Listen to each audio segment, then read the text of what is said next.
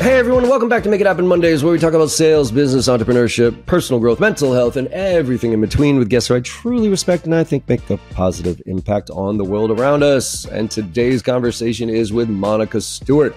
She helps B2B SaaS founders escape survival mode through scalable revenue systems. In 15 years, she's generated $25 million in revenue, influenced $200 million in valuations, and worked with LinkedIn, Trello, S&P Global, Berkshire Hathaway, and plenty more. Her sustainable, growth-focused approach makes her invaluable for founders seeking long-term success. And this was all about founders, founder-led sales, but not necessarily like straight-up initial first day, right? This is companies who've already gotten to about $1 million to $10 million in revenue and have a system and a process, well, have some type of system and a process in place, but the VP or the CEO is still selling for the majority part. So I was really curious some of the pitfalls that she sees out there, and goes back to, you'll hear me talk about it again if you paid attention to these podcasts, the founder's dilemma, specifically engineering founders. Look at sales as a second-class citizen, right? They think the product sells itself because everybody needs this, and then they realize, holy shit, no, it doesn't. We need sales, and it's almost like a necessary evil to them, and the dangers of that. So we talked about that. We talked about some of the misconceptions of sales by founders, and what their perception of what it is versus what it really is, and what do you need to do as a founder to put some structure in place so that if and when you do hire that VP of sales, they have some semblance of process to follow that isn't just you as a founder being charismatic and being super knowledgeable about your product. A lot of founders, one of the things she highlights in some of her conversations previously too, is how founders do the right things in the wrong order. Right? So they might be doing the right things, but they're doing them in the wrong order, so it doesn't help them at all. And her opinion on methodologies is very similar to mine, but she's a little bit more aggressive. She thinks most methodologies are actually garbage right now, specifically because they're a little bit too rigid to address the challenges that are happening now. And obviously, we talked a little bit about AI, and instead of tactics or tips, how to change your belief system and how that can significantly impact your growth and success. So I hope you enjoy the conversation as much as I did. Let's make it happen.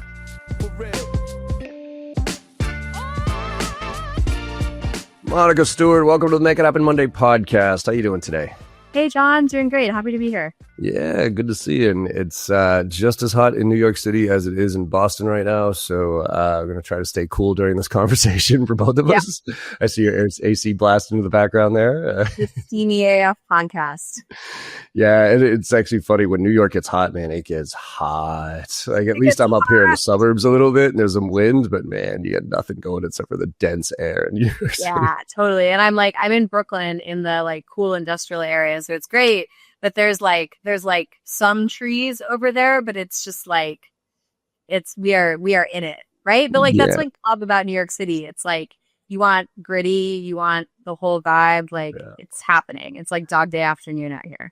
100%. And the same thing with Boston. Like people say, well, why do you live there if the weather sucks? I'm like, first of all, I'm never going to complain about the heat. Okay. Because it's cold and I hate the cold. So when it's hot, I don't care.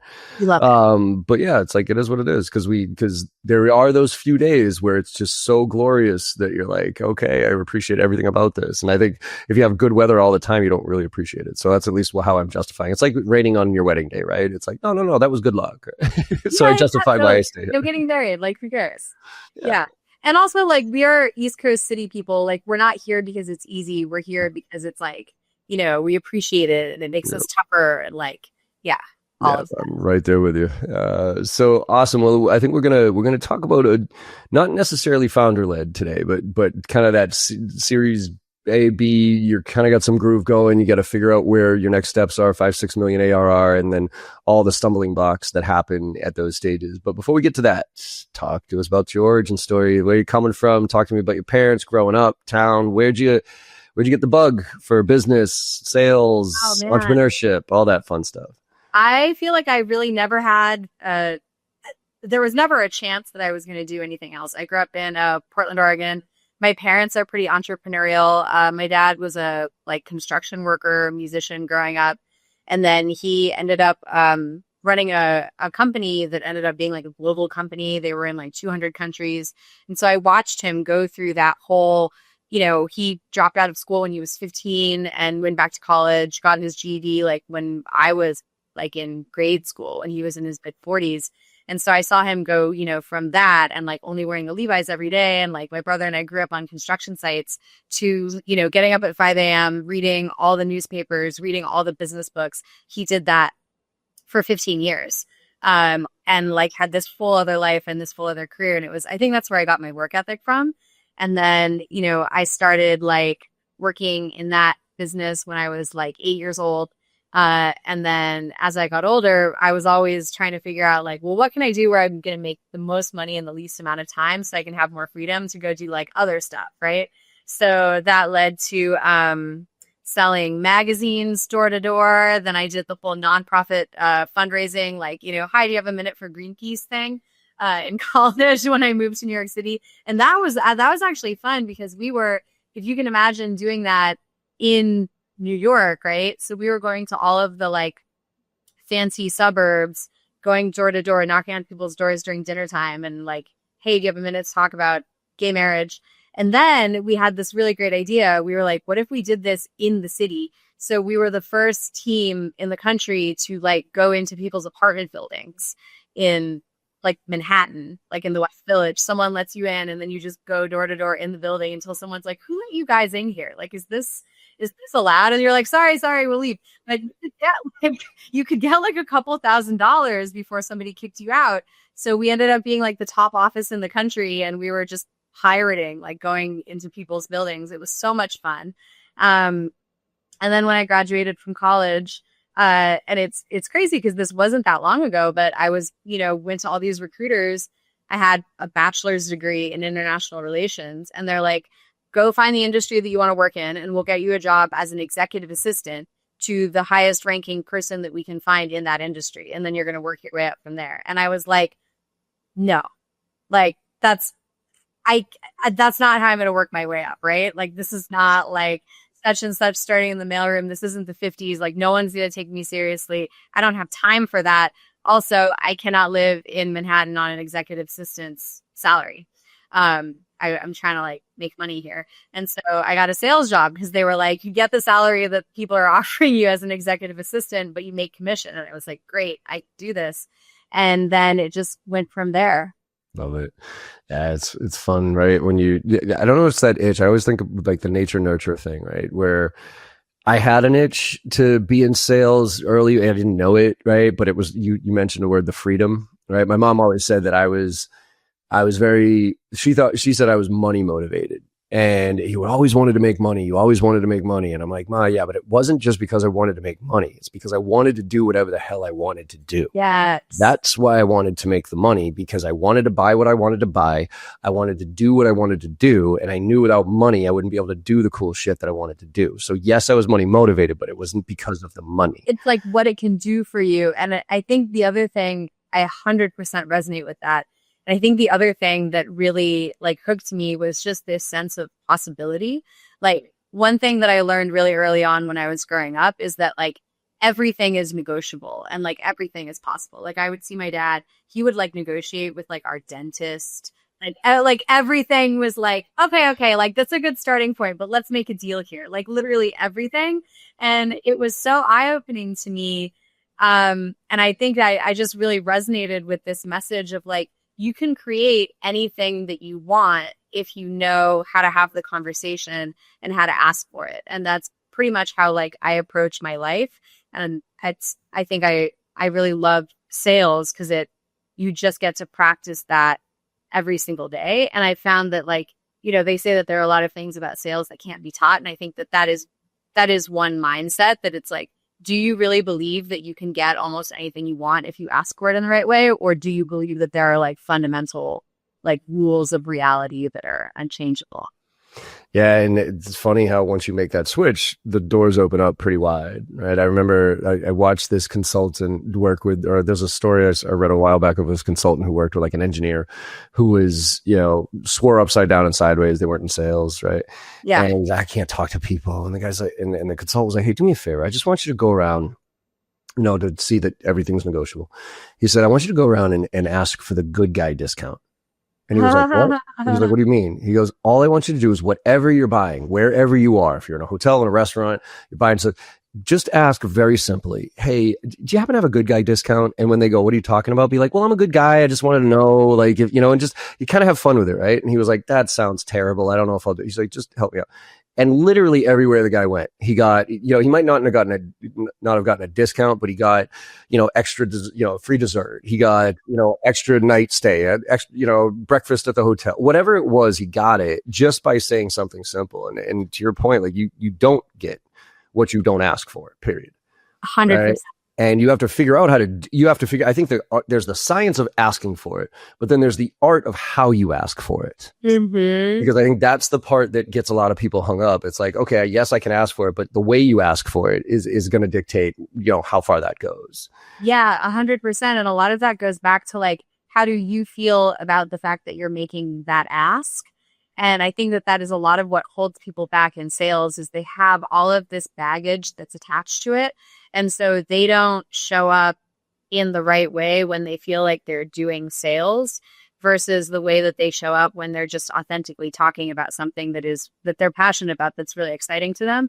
This is why people are like, oh, in sales, you have to be authentic, et cetera, et cetera. Like, we're not all going to be authentically passionate about like data storage or like whatever it is that HR we're selling. services, yeah. But you have to feel legitimate in the ask that you're making. And if you don't, you're not going to get the result that you want. And that's why I love experiments like that one, because you're not even asking for anything in particular. And so you have no attachment to the person saying no to you or not. Right. It's just other than the uncomfortableness of, trying to get over that ability. And I think that's the biggest part is you got to stretch yourself. You got to get uncomfortable a little bit to grow in general. Right. And so I like little safe things like that. I try to coach people on. An interesting one I went to, there's a pizza stop, like one of the best pizza joints in the area is right walking distance to my house. And in the slight nuance here, when I pay for it, my credit card, they give me the receipt at the check, like, cause I go in there, pick it up, they don't deliver. So I go in there, pick it up and they're like, could you just sign this and hand it back to me? And you sign this and take it. I'm like, okay. And I did it a couple of times and there's a tip thing on there. And I was like, can I give you a tip? Like not an actual, I will give you a tip, but can I give you a tip on how to ask for this? And she was like, what do you mean? I go, instead of saying just sign here, just say, could you fill this out, please? Like the simple fill this, because sign, there's my signature, see you later, I'm out the door.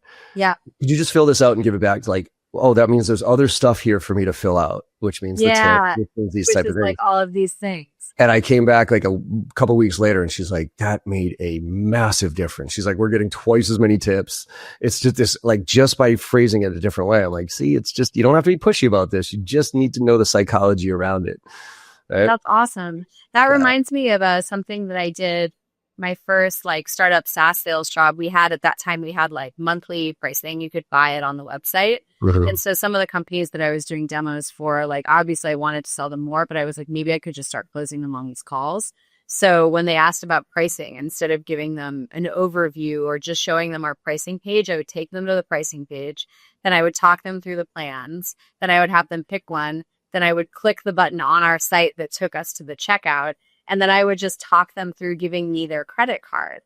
And it was actually literally what I used to do in door-to-door sales when I was selling, like monthly donations for the Sierra Club. Is I'm like, okay, cool. So do you want to do like a one-time or monthly and da-da-da-da-da, and you just like a credit card? And I was like, I could just get the credit card from Caterpillar or whatever right now. And it worked out really well because we got someone to commit to something on that call. And then the next conversation that we're having, it's not like, so do you guys want to do this or not? It's more like, great, now how do we take this further? Love it. Love it. So you work with, talk to us about your niche, right? Like who do you help? And then I want to kind of unpack it from there as far as what the challenges they face, but who's the ICP for you that you're talking to these days?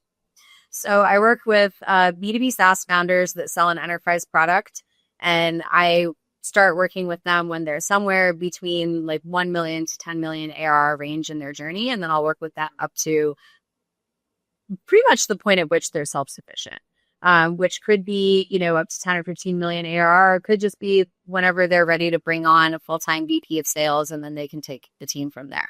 Love it. So Are the majority of these founders, or leaders that you work with, are they from the business/sales side of the house, or are they a little bit more from the engineering side of the house, like the people who create the thing versus the person who's like has the idea and gets other people to create it? So, what's the mix of engineer-led founders versus business-led founders?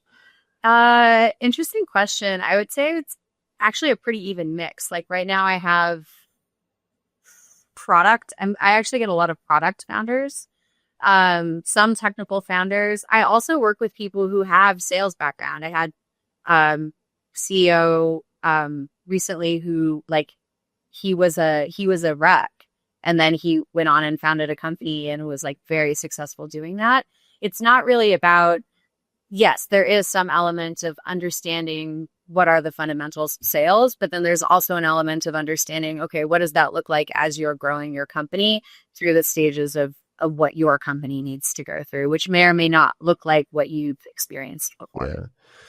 So with that, because and the reason I ask about engineers versus business is, the engineering mindset's always an interesting one. It's build it and they will come in a lot of ways, right? Like our product is awesome. The features and functions are better than everybody else. It should sell itself.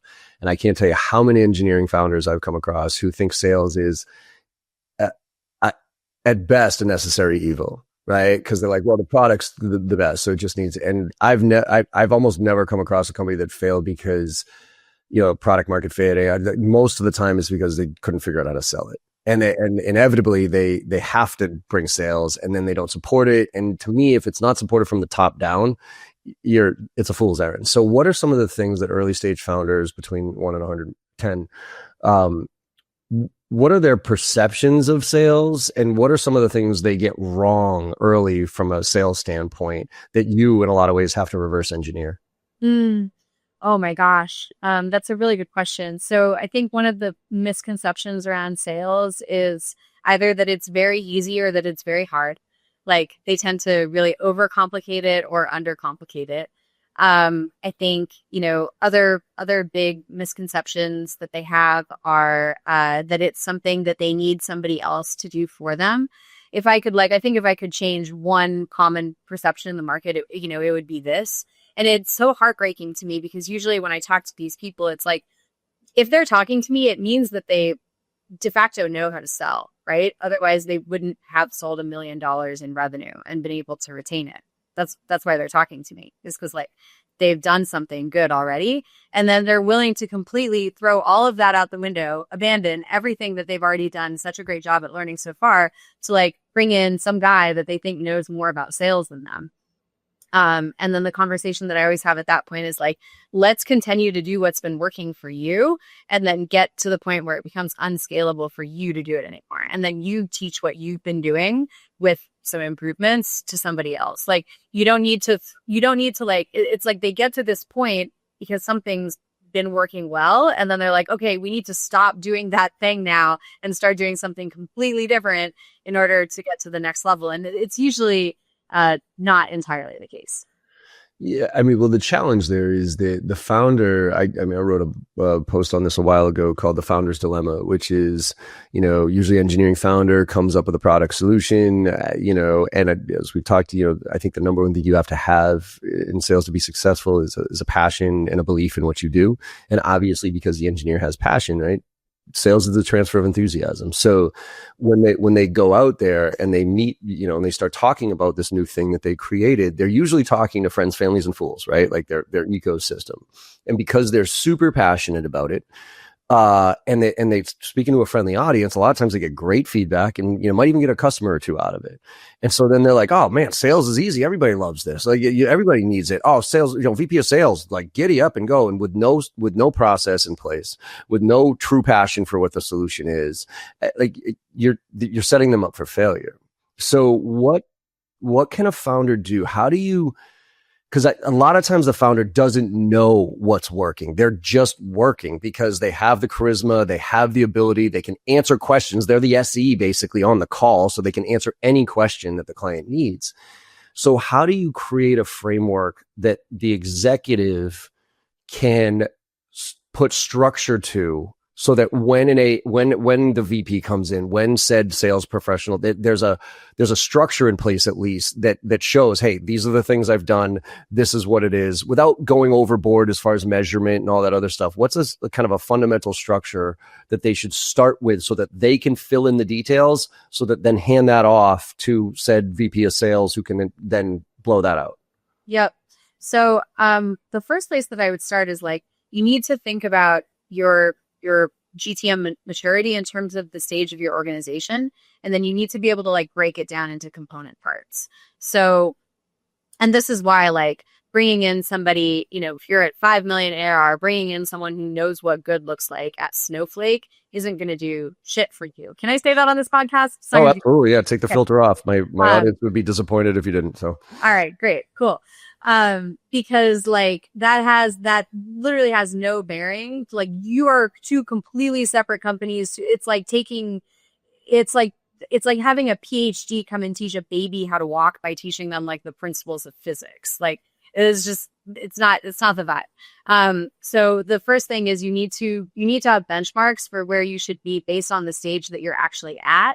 Like, you cannot skip any steps. So even if you've been at a bigger company before and you're like, we had this and we had this and we were doing QBRs for all of our customers and we had sales engineers and blah, blah, blah, blah, you can't go right from 1.5 million ARR to like having what would require hundreds of people on a go-to-market team to have. You need to like walk, crawl, run. So understand what that needs to look like for you, and then break it down across the parts of your organization. So like, you should be thinking about, okay, maturity wise, where are we in terms of how we're defining our ICP and how are we judging that? Do we have lead channels? Are they performing? What does our sales process look like? How's our post sales? So on and so forth. It's not just like, how's sales going? It's like, well, let's break down the funnel. Let's break down the way that we are operating as a team. And then let's kind of gauge ourselves in all of those areas. And then that's going to give you an idea of where you actually need to focus in order to get yourself on track so that everything is lining up, and then you can jump to that next stage. I would say that's kind of the first thing. I love it. And I just thought of this now. I think in lieu of that, in a lot of ways, I think there's a technology component to this that could significantly help out. So in the sense that before it was kind of hard to replicate what the founder was doing if you weren't there, if you weren't watching it. But now you can take your phone or whatever and set up one of these AI things just to record the dialogue and record every single meeting you've ever been on. Don't even worry about what to do with it, for crying out loud. Just record it. And then when the new VP comes in, take every single one of those recordings, stuff them into ChatGPT and say, what's the sales process here? What are the questions that he asks or she asks? What are this? So again, if the founder's like, I don't know what you mean, talk about the process. Like, I don't have time for process. Like, I think about my wife all the time. They have a process though. They do, but for them, it's an art, and it's hard for them to distill it down to, because they just do it instead of thinking about what they're doing. That's why I always say it's one of the worst things any company can do is promote their best sales reps to be managers, because 9 times out of 10, their best sales rep is in a lot of ways an artist. They're the ones who they know how to read people. They know how to where to spend their time. They just inherently know certain things that are brutal to try to teach to other people. And so I think founders have that similar thing. I mean, I had, again, one of my first founders, it was my friend. And we walked out of the first meeting. Literally, we did outsourced IT services to the SMB market. We had a good, I worked my ass off to get this meeting, whatever it is. And we walked out and it was all positive. And he literally said, man, shit, that was easy. Everybody loves this stuff. Everybody needs what we know. And he said to my face, I don't understand why sales is so hard. I'm like, are you shitting me right now? Do you have any idea what it took to get like that the tip meeting? Of the iceberg, and to prepare for that meeting and to get all of those people in the room excited for you to be there and all of that stuff. Yeah. I don't have a contract yet, so now I have to follow up. I got to get this. I go, the likelihood of that is, you said it's a slam dunk. I'm looking at it as 20%, maybe 100%, 100%. Yeah. And it's like, that's actually something that I see with a lot of founders too, is they think that they overestimate how easy sales is, because what they're doing is actually not even 100% of sales. They're like, oh yeah, I closed all these deals. Yeah, they're POCs, but like the metrics are great. The metrics are going great. They're totally going to flip over into deals. They're like, yeah, this deal's almost closed. They're getting us into procurement. I'm like, procurement doesn't own budget, right? Like, like that just means you're allowed to get money from them. Do you know how you're going to get the money? Have you talked about that? Who are you talking to? Oh, it's a VP level at Oracle, and you're and your product costs like $400K. Like I don't know, man. Like I feel like that's some other stuff that's going to need to happen there. Yeah. Right. So, and that's okay. Right. Because I get that it's hard to even get to that point. And I understand that you need to do what you need to do in the beginning stages to like get the pilots teed up and at least get revenue flowing into your company. But also don't be surprised when later on, when you hire people in, it's going to be harder for them to do everything than it was for you to do it, even though they're professionals. Seems counterintuitive, but it is. But also it's going to be harder because they're going to be doing like real sales. And you want them to do that because if you continue doing the things the way that you've been doing them, you're just pushing your GTM debt down the road and you're going to end up with like a clusterfuck of renewals and expansions that you think are in the bag. They're going to turn into like churns and contractions later on because you had one person that you were talking to at the company. Yeah. Yeah. Again, that perception of, oh yeah, that's no problem. It's like, oh God. Yeah. Obviously you've never done this job before. Totally. Oh yeah. Like Rick loves us. Rick fast tracked our contract. Like Rick is so excited about this. I'm like, cool. So like Rick went to another division. Like now what are you going to do? And well, like, but like all solvable problems. Right. And again, this is why I say, like, I don't say this to be critical of the way that founders say. I say this to kind of bring back that point. Like you can't skip steps. So you're going to do that at the beginning and you're going to like cut some corners because you need to get the wins. And then you're going to need to go back and smooth out that process later on. Well, that was actually going to be where I was going to take this next, where you talk a lot about doing the right things in the wrong order. Yeah. What do you mean by that? Like, and give me some examples of some of the things that either you yourself have done the right things in the wrong order or a client that you've worked with. What's that all about? Totally. I mean, the most common one that I see is like, we need more leads. Like, okay, we need to grow the sales team. We need to grow revenue. Like we're kind of hitting a roadblock. Well, we've got all this pipeline, so we need more leads.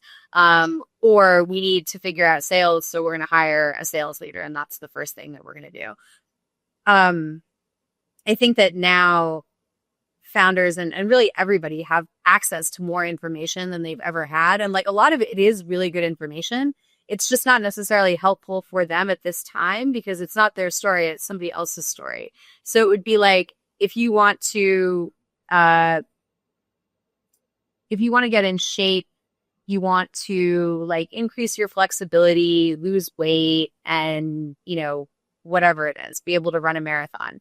And then you skip straight to like trying to fine tune your macros, but you can't run a mile in under 10 minutes yet. And you only go to the gym twice a week.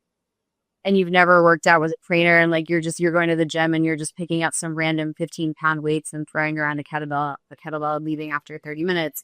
And you're trying to do like elite LeBron James level like nutrition hacking. That would be an example of doing like the right things in the wrong order. It's like, let's get the foundational steps first. So, I mean, I think that this could look like it can manifest in a lot of different ways for different teams. But typically what I see is people trying to scale too fast before they have the fundamentals in place and they have like repeatable metrics that are good conversion rates across their funnel. And then the other thing that I see is people tending to think about optimizing their GTM from like the top down. So they're like, okay, we need a lot more leads so that we can get more pipeline. Then we need more AEs to convert said pipeline. And then we'll worry about the customer success stuff later, where it's like, okay. And, again, I'm only speaking about enterprise sales, people that already have product market fit, already have a couple million in revenue. What does that mean? That means that, first of all, you've already got like a couple $100,000, maybe over $1 million in closed business of current customers that are sitting there. And probably that's worth more to you than like the last 5 discovery calls that you've had, because you're counting on that. There's expansion potential that you're probably not seeing, et cetera, et cetera. So like when I talk to companies, I just sort of try to look at like, where are the biggest buckets of revenue that you have? And let's focus on unblocking those first. And it's not always at the bottom of the funnel, but that's where I start looking. And I'm like, okay, current customers, how are we doing? Like, how's our NRR? Good. Okay. Next step, like, what does adoption look like? Like when we sign a contract and we flip the switch on, um, are they ramping up in the time that we expect them to be? AKA, if you guys close a bunch of new deals right now, are those customers going to be successful? Okay, that's good. Great. Next thing, cool. Everything that you've got in late stage pipeline, like what is your conversion rate on that? And how quickly are those deals moving through? That's the next place that we're going to look. And then the next place that we're going to look after that is like, cool, how are you moving people in from qualified to like, real op? And then we can think about like actually pouring more leads into that funnel once you have a good funnel that can convert people at a consistent rate. And usually when you do that, you're also going to learn a lot about what kind of leads you even want, because you're going to be able to see like, who are the people that are your real customers in your current universe, either in your current customer universe or in your active pipeline universe. Love it. With that process that you outlined there, I mean, there's a lot of frameworks that people use, methodologies that people use, and I've never really been a methodology person because I early in my career, I remember like going to Sandler, going to Miller Hyman, going to Taz and getting all these things and being like, okay, like apparently they've made a business out of this. So that must be the process to follow. Good, right? Right. Yeah. And I would follow it. And then some of it was really good, but it was garbage. And so I'm like, so I really quickly early on said, I don't subscribe to any singular methodology. I'm going to take the best pieces of all these methodologies and create my own. But, but I was sales oriented, business oriented. That was my world as a VP of sales. What do you think is there a strategy or framework that you see that people are, overusing, right? And almost being lazy with to implement because, hey, that's just the way everybody else do it. And I'll give you an example, like predictable revenue, like the SDR, BDR, AE model. Like for years, people just follow that model because that's what Salesforce, like a 5-person company would follow the predictable revenue model when Salesforce.com was doing it, right? It's like, so where you think that they're relying too much on either framework or methodology versus learning what there should be? This is a spicy question. First of all, I think that Sandler should have died like at least 10 years ago. Okay, here's the thing, John, right? Like I'm a negotiation and like sales nerd. Like you can't see all the books behind me. I have even more like, and I don't just read about this. Like I also read like, not just Chris Voss. I've read all of the FBI, all the CIA interrogator, negotiator books. I've done Getting to Yes. I've done Getting to Know. I learn about communication styles that therapists use. Like I have a really great book called Motivational Interviewing. That's like what addiction counselors use to try to like get people to unblock their limiting beliefs and like get them to do something. Like any person in the world that is studying how to like get inside people's heads, understand what motivates them, and then move them in a direction. Like I am interested in you. If I haven't read your book, I will soon. And if there are any that I didn't mention that anyone listening to this thinks is amazing, please send me a DM on LinkedIn because I literally will buy it on Amazon right now. Like that's how into this I am. And I remember one time why was I in Harvard? I went to like an event at Harvard because my company's engineering office was in Cambridge. And I think I had a meeting there or something. And I was so excited because the Harvard program on negotiation was having a seminar there. And I've always wanted to do that program. And so they were all in the elevator and I was looking at all of their name tags. And it was all the companies that I was selling to. It was all of those enterprise organizations. It was like Honeywell, Target, Walmart. All the executives that I was trying to sell to were taking the same goddamn negotiation program that I was reading, obviously, because like all those companies know that like, not only do they have to do vendor negotiations with every single person who's trying to sell to them, plus all of their active vendors, plus other people in the company, like newsflash, they get negotiation training too. They've read Sandler. It's been out for like 30 years. They've read Chris Voss. They know what you're trying to do. Like just stop with all of it. So I think like honestly, any methodology really that it has been around for that long. Like, you should not be taking it off the shelf and using it anymore. I think Bant and Sandler are my two, like, Bant is the worst. I was talking about this at like this executive dinner I was at last week. Okay, of all the things that you've sold in your life, John, how many of them did people have a budget for? Not many. None, right? Yeah, I mean, ones that came to me maybe and already identified and that type of thing. But like with me creating the need and that type of stuff, no, I always had to go find it. Yeah, exactly. Like and especially like if you're selling any kind of SaaS today, like you think there's a budget for, just to use an example, because I love Amanda's used content on LinkedIn. Do you think there's a budget for like an API to unify all of your meeting data? No. Like, right. Right. So just stop with Bant. But I mean, I'm with you. Like, I also kind of take a little bit from all of them and mold them all together. But it's also really important to understand, again, like, what was that methodology designed for? And then how well does that actually match to what you're selling? And I think that currently almost all of the methodologies are outdated, because most of them, even the really good ones like Challenger, are based on a product model that kind of doesn't exist anymore. Like, one of the things that I've been noticing recently, it's accelerating in the last couple of months, almost all the companies that I'm working with are working on a consumption-based model or a database model. Like, no one's selling seats anymore.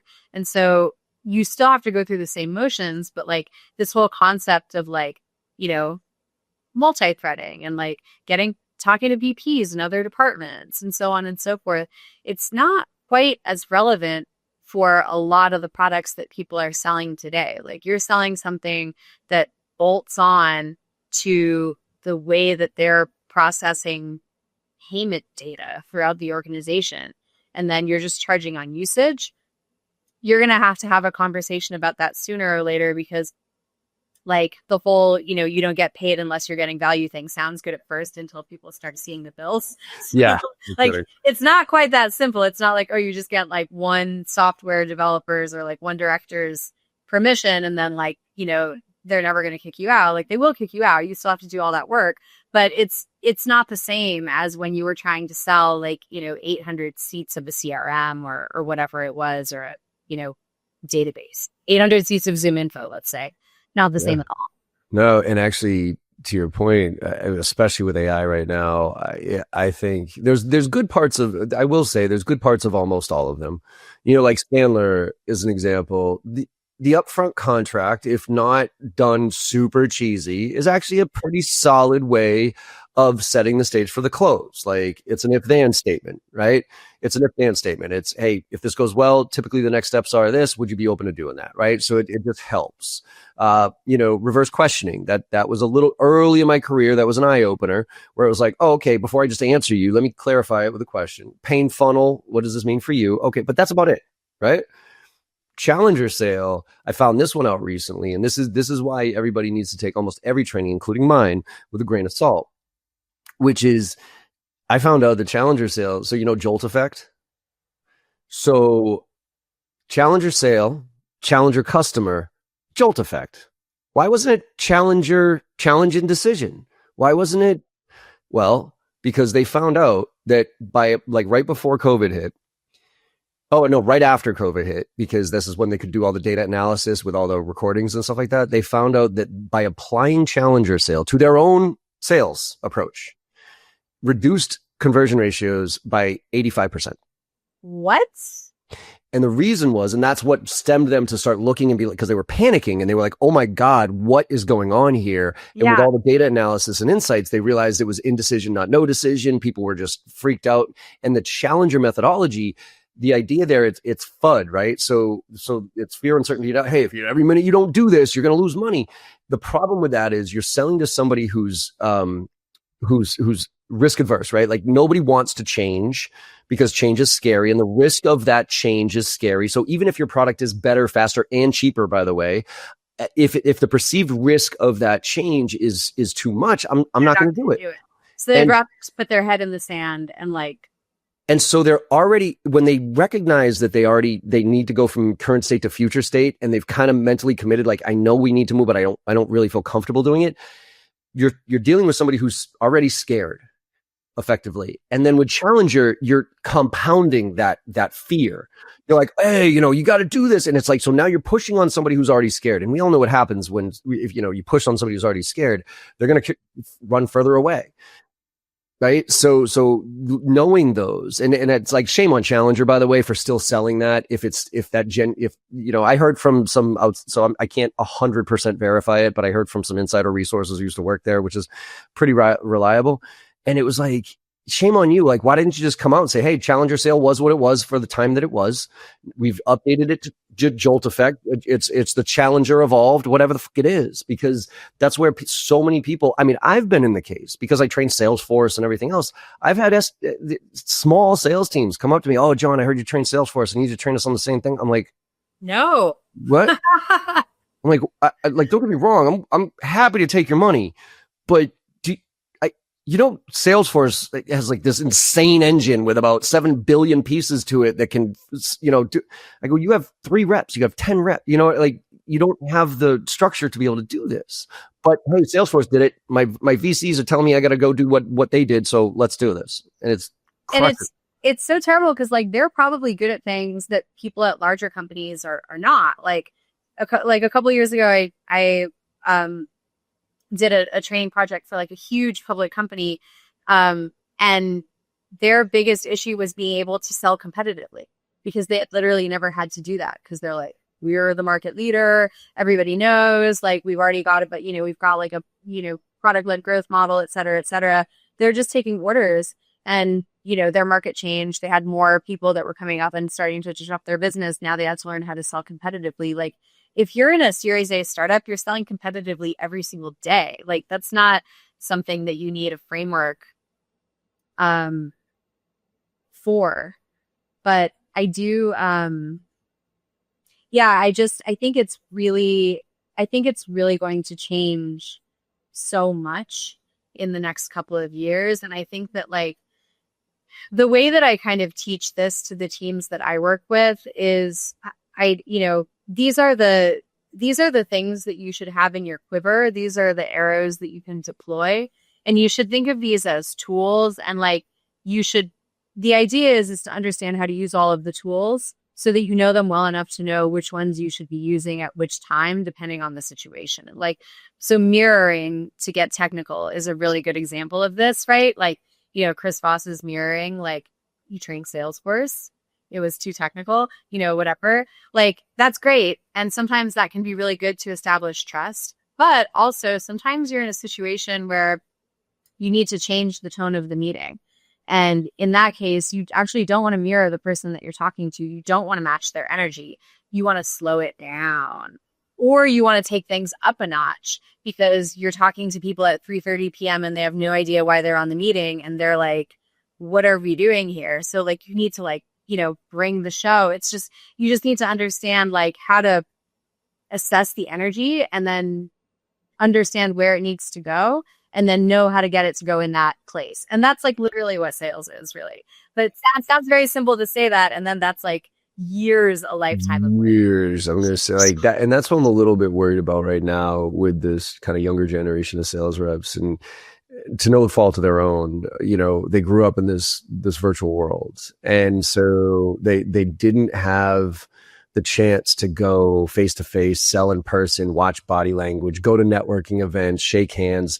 Right? I remember when I didn't get really much good training early in my career, but I was around sales all the time. And I was meeting with people and I would say, I remember going to like networking events when I first figured out what networking events were. And I guess it's like a business, right?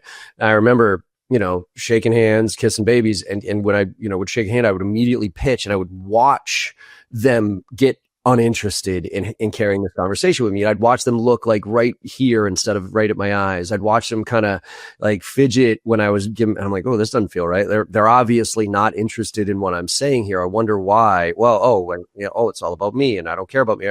And so all that stuff that I learned through almost osmosis in a lot of ways, just by doing it, I think is being taken away from the majority of sales reps now because this is really hard to read people. You know what I mean? In this format, I can seem very interested, but I'm not. right? I could pretend right now like we're having a conversation and have my email up and just be scanning through my email. Totally. And then So, you go shh and like, right, yeah, it's over. And so I worry a little bit, and this is where I think AI is kind of maybe help, expedite some of that stuff, give insights. But um, you said that, I think one of the things I read, you said that AI is good at helping you avoid doing work, like avoid doing some of the hard stuff, right? And it frees you up to do the engaged stuff. But how do you make sure that you balance using the AI for the right reasons and so that you, because I don't know if you saw this study that just came up by MIT where where ChatGPT and how they scan the brains of people who use ChatGPT to do something versus people who wrote it down. And like the people who use ChatGPT to write something, they couldn't even remember what they wrote, like however many hours later, because they didn't write it. And so how do you balance that with AI right now with how you're coaching people? So I love teaching my teams how to use AI as a research tool, as a research and as a summary tool. So they're using it as a research assistant, essentially. Like, obviously, you don't need to do manual account research anymore. You should be using Perplexity for that. One thing that I wish people would do is like really go and look at all of the tools that are available before creating their stack. And I know that depending on what company you work at, you might not have the ability to do this. You might only have Gemini or you might only have Copilot. That being said, like, if you're open to it, spend the $20 a month, like get the thing that you want. Like, it's going to be so worth it for you. But like right now, the stack that I like is I really like Perplexity for research. Anything that's writing related, I think Anthropic is really the best. And then everyone should be using a conversational intelligence tool, and you should be reporting all of your calls, all your internal calls, all of your customer calls. And like, there's no compliance things around that. Like, no one's going to tell you anything on a discovery call that like, what up? Like, it's so much more important. Like, you're going to have, I do get this question sometimes from people that work in cybersecurity or that work in like banking or something.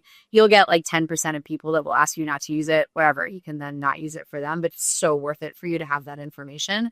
I like Obama. I like Sybil. I would recommend getting one that is designed for sales and for customer facing calls, because it's not about the transcription. It's about like the quality of the query and like the way that their LLM is trained. But I think the thing that people need to really understand is that like AI doesn't know how to think.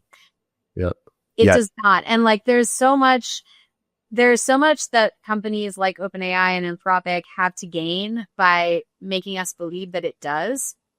Like that, like every statement that you hear from Sam Altman is PR, right? Like you should not be taking that as like a literal interpretation of what is actually happening right now, because like we're in the arms race phase of AI, and like it's a big market share play like for these larger companies. So it cannot think. All it can do is like play back to you what it knows from you. So if you use it as an extension of a part of your brain and you use it to like get really good summaries, help you generate new ideas if you give it a lot of context, but it's not going to be able to come up with something for you out of nowhere. So if you ask it something, if out of nowhere, and you go to like whatever LLM you like to use and you're like, hey, LLM, how should I sell to Cora's Cosmetics? Or like, how should I sell to IKEA?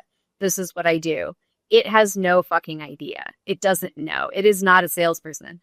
But if you create a project and you give it all of the call transcriptions and you give it like what your value proposition is and you give it a lot of information and you invest time in training, you should think about it as an extension of your team. You also wouldn't hire an SDR and be like, hey, you just walked into the office, go create an opportunity with IKEA. You would give them a lot of context, and then you would give them a lot of feedback. And so as long as you're doing that, it can be a great tool for you. But, where I see people going wrong is they just get lazy. And I think not just in sales, but in every aspect of the way that people are using AI in the world, one of the effects it's having right now is it's just creating a much higher volume of like very mediocre quality stuff. And in enterprise sales, we can't really afford to do that. So I think that as long as you're like really honing in on like fewer better, and you're using it to cut down on things that it is easier for it to do than you to do, then it's a great tool. But it's not going to really replace any part of what we are doing as enterprise salespeople for some time. Yeah. Yeah. I think enterprise is the one that still has a ways to go. I think SMB is in trouble. Like SMB sales reps are in trouble. I just went through a process that I had to get the guy on the phone, even if I didn't want this, but I do. It's, this Instagram thing, but it was flawless. I went, they pinged, obviously algorithm on Instagram knows me, pinged me with something. I was like, oh, that was interesting, right? It was a guy explaining what they did from how to do this or whatever. I was like, let me go take a look at it. Went to their website.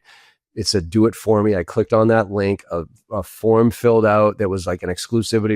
You have to apply for us to even work with you. So it played off of exclusivity and scarcity and all this other stuff. Ooh, cool. I've been chosen.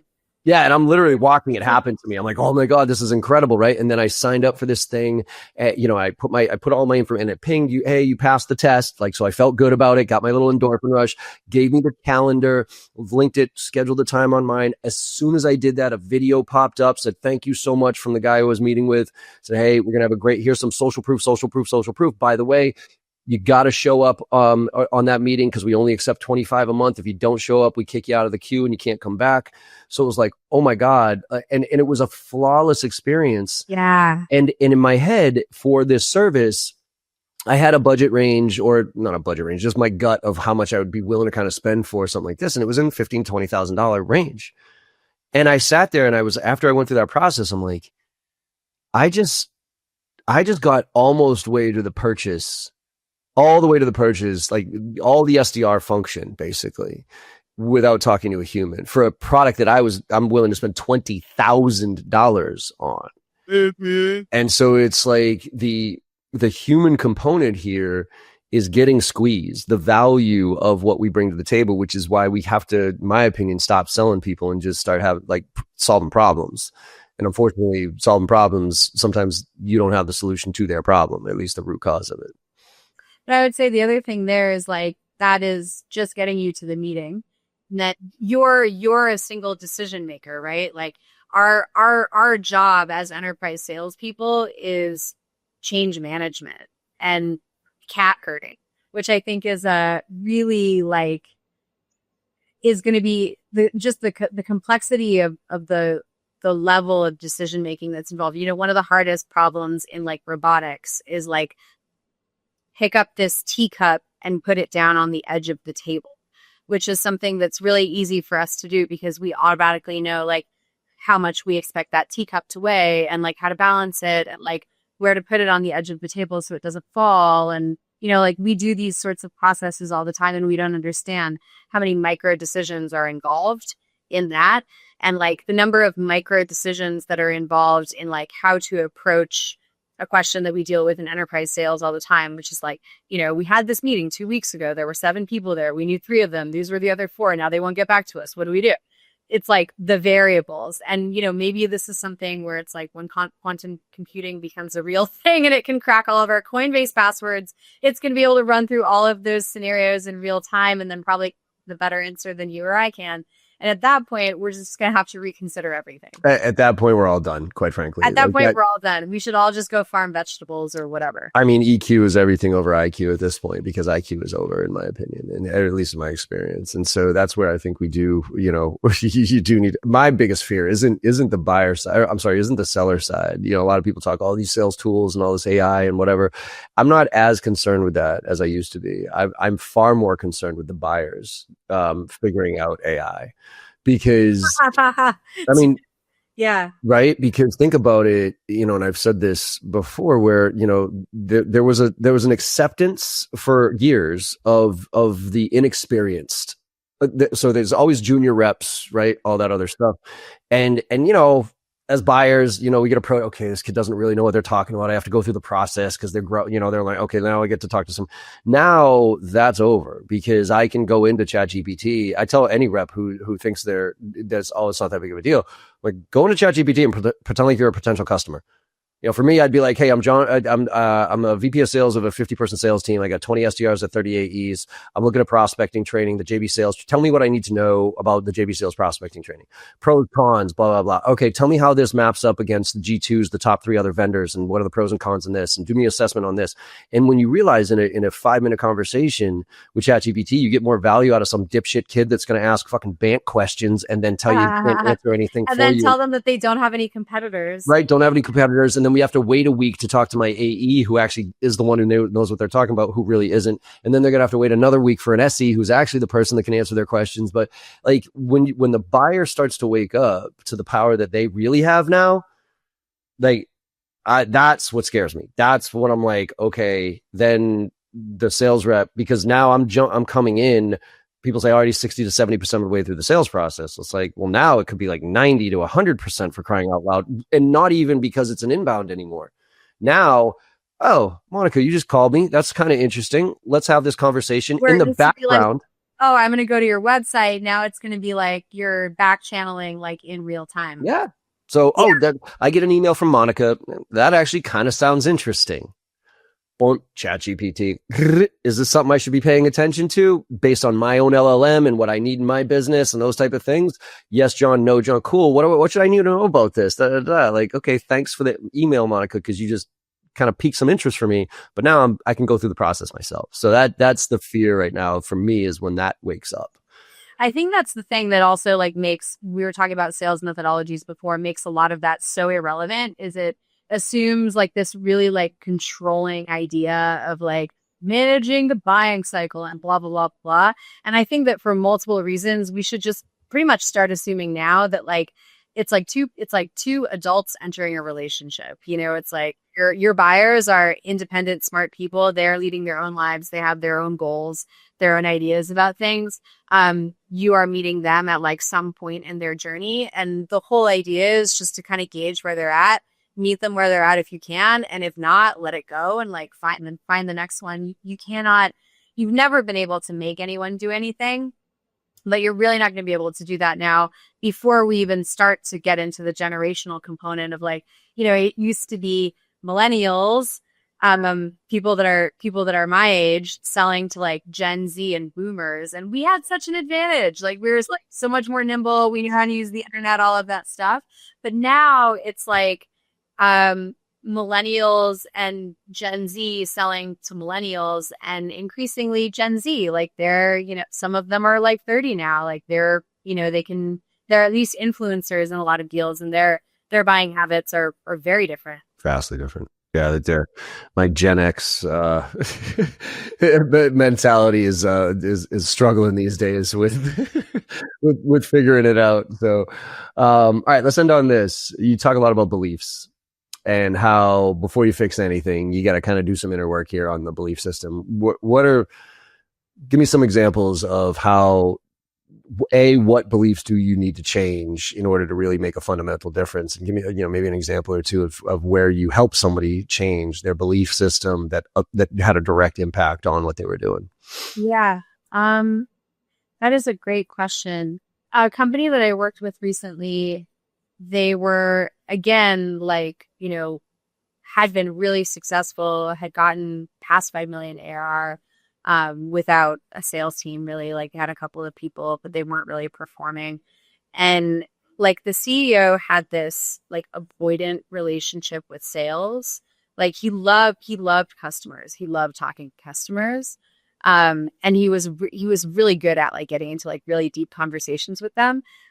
But it was almost like he felt like it would be better if he got out of the way as soon as possible and kind of like got other people in there to like take that over that could like do a better job than him. Right. And I'm like, okay, fair. I get it. You don't have any sales experience. Love the self-awareness. Love the humbleness, love the commitment to like what needs to happen for your company to grow to the next level, get to 10 million and 12 million and all of that. But I would always tell him, like, you're doing a much better job than you think you are. Like, your QBRs are really good. Like, your calls are really good. Like, that's like, there's actually, I don't really have a lot of coaching for you in this area. Like, you're actually naturally really good at this. And as I continue to work with them, I I kind of started to see that it was like that same mentality that was extending to sort of the way that he approached like the entire team. And I think that it's probably like, I don't know if you've ever heard of like A. Hendricks, the upper limit theory, which is where like really great formative concept. Basically, the idea is that like we all have a set amount of like what we think we should have in all areas of our life, how much success, how much love, how much happiness, how healthy we should feel, how happy we should be, like whatever it is. And when you hit the upper limit of like whatever your comfortable range is, you start to do subliminal things to like bring yourself back down, because your body is your brain is not designed to be happy. Your brain is designed to be comfortable, because that's where you feel safe. So if it's going out of the safe range, it doesn't know if it's like bad unsafe or good unsafe. We just have a concept of that. So I think that subconsciously, probably that's kind of what he was doing, is he's like, I thought this is getting bigger than I was really ready for. And so I'm just going to like kind of retreat back over here. And so we went through the whole, built the sales team, like they're bringing in a leader, all of this stuff. And then I was like, I think that you really need to like spend a lot more time with your executive team. Like it kind of got to this point where they're like, well, what should we do now? Like, what should we work on? And I'm like, honestly, you guys have all the foundational elements that you need in place. But the danger that I see is like when I go and talk to all of your executives, they all tell me something different about where you guys are going in the market and, what your opportunities are right now and like what the vision for the product should be. And I know that you think that you have a vision that you're communicating to people, but that leaves like as soon as the Zoom ends. And I have real concern about your ability to execute if you guys aren't all rowing in the same direction. And that was kind of like the last thing that we worked on together. And it was so satisfying because it had nothing to do with sales, but it was like that last little piece that they didn't nail that. None of the multi-threading trainings and shit that I'm doing, like is going to make any difference if people aren't actually able to execute at the top. And they took some steps and like they're on that path now. And I think that's really why I do this work is like, like John, I'll work with a company for like almost a year and I'm going through like their entire customer journey and I'm doing all the sales stuff. But in my mind, I'm really like looking at the founder and I'm like, how do I get into like your head and like what needs to happen there in order for you guys to really, really quantum leap? And that like unlocking that is like the most fun part. It's different for everybody. Love that. As you bring that up, there's a really cool thing I saw of like, I think it was a teacher at a university or whatever. And have you seen the experiment they do with fleas? No. So you should look this up because it fits right into what you're talking about as far as the ceiling. Apparently a flea, like a little tiny flea that you find in dogs and stuff like that, they can jump like up to 6 feet. Like they literally, like that little tiny flea can jump 6 feet tall, right? Massive. So yeah, so you let fleas go and they'll jump as high in 6 feet, right? But then if you put you put them in a jar and you put a cap on the jar and they try to jump, they bump into the cap, right? So they bump it into the cap, they bump it into the cap. After I don't know how long they do it, but when you take the cap off, the flea will only jump to the height of the jar. As high as the cap. So because they've now in their head, they're like, that's as high as I can go. That's as high as I can go. So I don't want to keep mashing my head up against the top of this thing. So I'm only going to go right here now, even though they still can. Now they're open like it goes 6 feet again if they wanted to. When released from that, they're going to keep hitting that ceiling. So yeah, and it's a really interesting metaphor, if you will, for this type of scenario. It's like you reach a certain level, and it's interesting you bring it up because I found myself, look, I'm pretty damn happy in the sense that my lifestyle is pretty cool. Like, would I like to make a shitload more money? Absolutely. Would I like to have extra house here and be able to do so much more for charity? Absolutely. But at the end of the day, most of my needs are met. My family's happy. I'm doing all right. And so I find myself limiting myself, almost self-destructive things to keep me away from the hard work I know it would take to go from 2 million to 10 million. You know what I mean? And I'm conscious of it. I look at it, I'm like, I'm avoiding something. I don't have a strategy. Like I haven't reset my goals in a little while. I haven't done this because I'm busy work. I'm keeping it. I got so much stuff to do. And I know if I just flushed all that out and got hardcore with my goals and set that down and said 10 million, this is where I want to be. And how do I get there? And boom, boom, boom. I could do it. But for some reason, I've kind of reached that level for me personally. Right. And I think everybody's different. at first, usually there's that $100,000 mark, right? It's like, oh, I made 6 figures. Fucking great, right? That for me was like, all right, next. Okay. You're like, okay, I got that. Next. But a lot of people like, fuck it. I hit 100 grand, man. Like that's living. Like there it is. And so they don't stretch themselves very further. And getting rid of those self-destructive tendencies once you get to a level of comfort is a really interesting mind game to play with yourself, quite frankly.